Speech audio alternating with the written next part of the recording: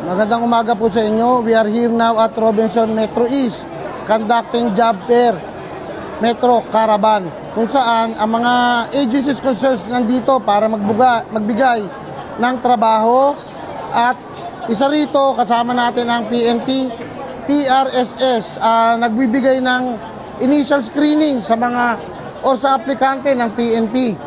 Dito nagkakaroon ng initial interview, basic requirements, pinapaliwanag kung kailan at saan at kung paano magiging pulis.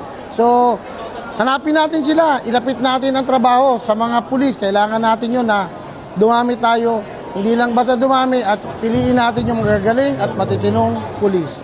Yun lang po. Bilang bahagi ng patuloy na kampanya sa pagbibigay ng kaalaman at pagpapalawak ng kamalayan ng publiko at upang mas mapataas ang antas ng kabuhayan ng komunidad, nagsagawa ang Community Affairs and Development Division o CAD ng Information, Education and Communication Campaign at nakilahok sa job fair na inorganisa ng Pasig City Public Employment Service Office sa Robinsons Metro East, Barangay de la Paz, Sumulong Highway, Pasig City nito lamang Miyerkules, Hulyo 1, taong kasalukuyan.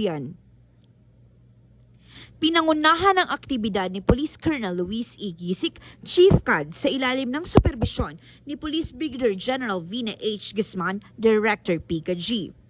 Layunin ng programa na maipabatid sa mga naghahanap ng trabaho ang mahalagang impormasyon tungkol sa kaligtasan, seguridad at iba pang usaping may kaugnayan sa kapakanan ng komunidad. Hello, magandang umaga po sa ating lahat. And first and foremost, would like to thank Pasig City LGU PESO primarily for inviting TESDA Pamamarisan District Office and TESDA Pamamarisan Training and Assessment Center na mag-participate ngayon sa OFW Caravan.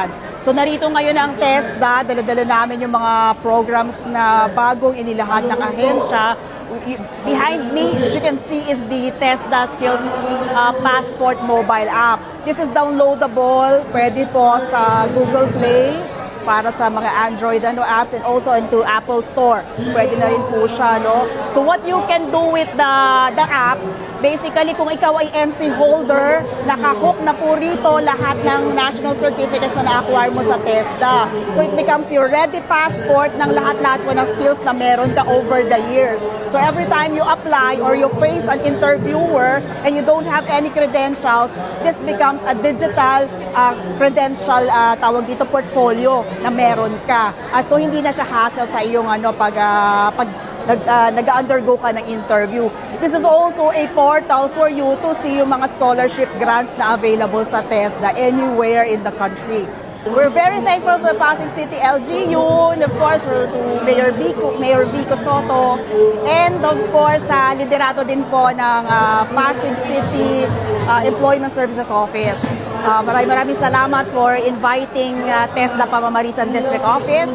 Isinagawa ang information drive at job fair bilang bahagi ng pagdiriwang ng ika-31st PCR Month celebration na may temang Sa Bagong Pilipinas, Ugnayang Pulis at Mamamayan, Tapat, Maaasahan at Nararamdaman ng Bayan.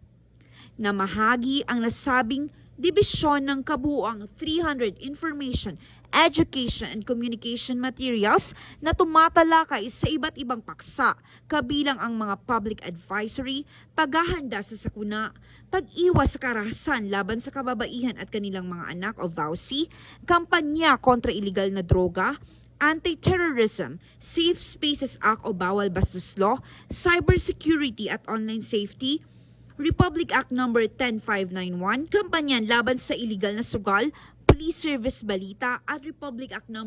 166. Ang ganitong mga programa ay bahagi ng patuloy na pagsisikap ng pambansang pulisya na palakasin ang kamalayan ng publiko at hikayatin ang aktibong pakikilahok ng mamamayan sa pagpapanatili ng kapayapaan, kaayusan at kaligtasan ng komunidad. Bagong PNP para sa Bagong Pilipinas, serbisyong mabilis, tapat at nararamdaman. Mula dito sa Robinsons Metro East, Pasig City, ako ang inyong PNN correspondent, Patrolwoman Jera De Luterte, alagad ng batas, tagataguyod ng Balitang Pulis.